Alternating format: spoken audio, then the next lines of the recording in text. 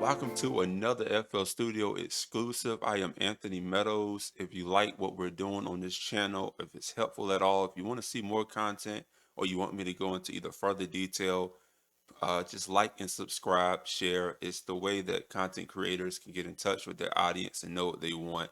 Also, if you want to see some of the things I've done in detail already, please go to the Patreon and see how I broke some of these other videos down. All right, so today I'm going to help tackle a problem that I've personally come across a lot of times in life as a musician, and that's just the fact that, first of all, keyboards are heavy, cars are small, especially if you're taking people with you. So you don't want to have to be unloading so much. You don't want to have to carry so much with you, right? So one of the things that I found to help me, where I can just use the piano at another church, is the fact that I can use FL Studio for the background layers, for the strings, for the pads, for the flutes, for all of that stuff. That way, because I can get by with the piano sound at most churches. The piano has to be in pretty bad shape for the piano sound to sound terrible. But we've all come across these instances, right? And if you try to find a good pad or a string, they might not even have good polyphony. So this is how I get around that. All right. So I'm going to show you a little example here, and it's just four sounds that I have here. All right. So here's the first sound, and I'm controlling it with this nano pad. All right.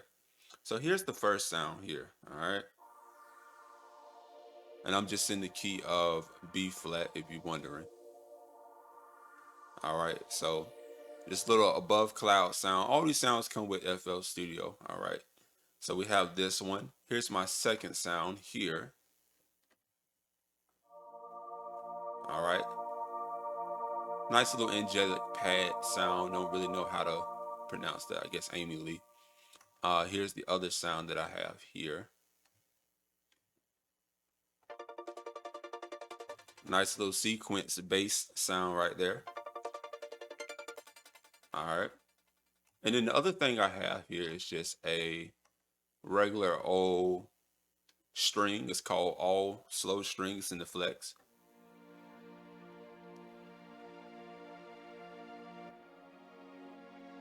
All right. The other ones were in citrus, and this one is in flex. All right. Now, what I've done, just to make a long story short, is I've gone to the layer. Once I've selected my sounds, right? We talked about this in the past. You go to add, you find your sounds here, you drag them over. I go to add and I find layer. All right. It's called layer. It used to be called fruity layer. And then I selected the sounds that I wanted. All right. And once I did that, I just click set children. Now these have to still be lit up, but I'm trying to make it so you can kind of see what's going on the screen. But these have to still be selected. And then while they're selected, you would just hit set children. If I hit show children, you can see that all four of these are lit up here. Okay.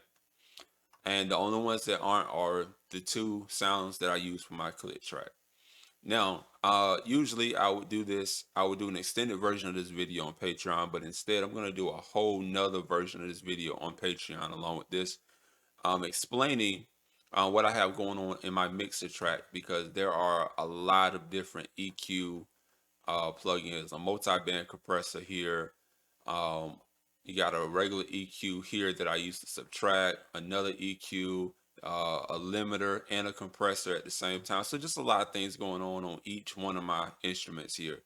Because FL Studio does a really good job of making things sound good, but I like to make my things sound like they're coming out of a Nord or a Yamaha or something really nice, real crispy and clean. So there's some tricks that I learned along the line, but not to get into any of that here. So I'm just using a small click track here, all right? and we're not even in performance mode. We're just in regular song mode, right? So I'm going to be actually using my own piano sound, right? So nothing's gonna come out of here, my actual keyboard, but the piano sound. Everything else will be coming straight out of FL Studio. All right, so let's take a look at how this sounds. All right, and I'm gonna set this up here.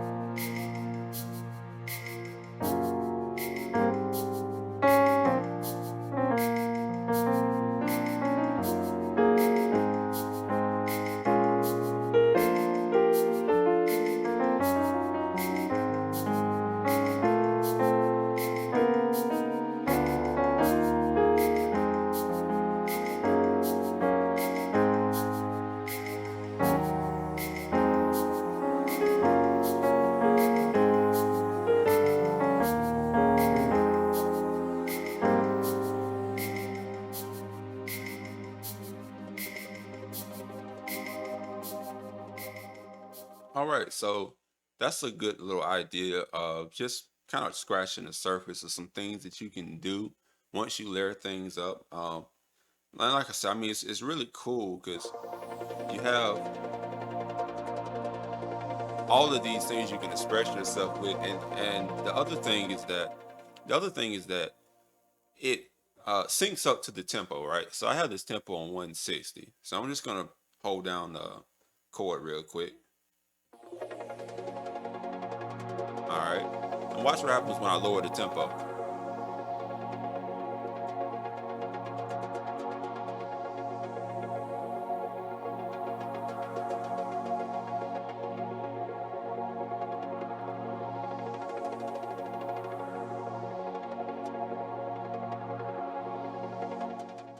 So it's really really a good thing to use, especially if you are using click tracks, because then you can start to sync certain sounds up with your song and or with whatever you're playing. So I like to use it. I think it comes in handy, and along with it being a more convenient option than bringing your whole keyboard at times, it also has extra benefits. So it's sort of a win-win situation, and you're still free to use, um, you know, if you have a pad that you do like. So this is coming from my keyboard here, right? And let's say I like this, and I just want to add a little.